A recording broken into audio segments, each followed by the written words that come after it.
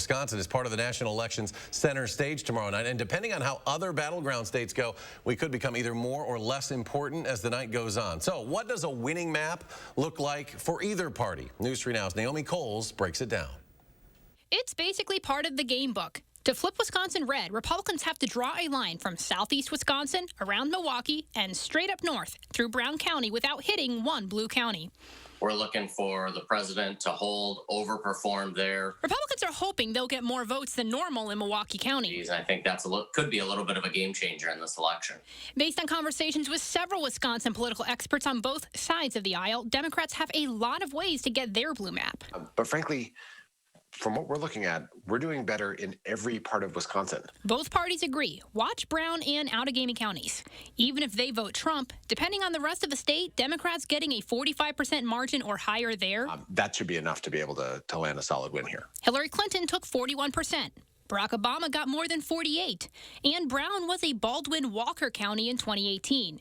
If the famously red Milwaukee suburb counties aren't showing up for Trump, Brown is especially where Republicans need not just a win, but a big margin. Yeah, then we really need to see Brown, Outagamie, and Winnebago overperform, and we need to see kind of that glowing red through the 3rd and the 7th congressional districts. This is also where rural Wisconsin comes into play. Dane County's massive blue turnout has only increased in 2016 and 2018.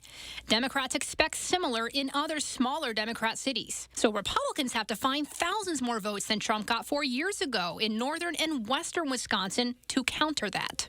It would have to be by growing a larger margin in the reddest parts of the state, because it's pretty clear he's not growing his margin in the bluest parts of Wisconsin. Two things to warn you about. Both parties agree when talking to me, turnout alone in most counties won't tell us much early in the night. Importantly, though, Milwaukee County is going to be a tough one.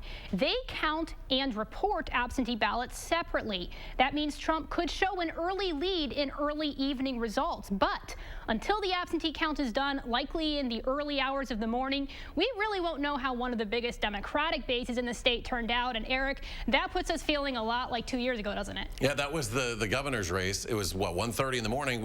There were 45,000 votes counted, right? The absentee ballots came in late. Yeah, absolutely. And they won on a narrow margin. All right. Naomi, thank you very much. A lot to watch.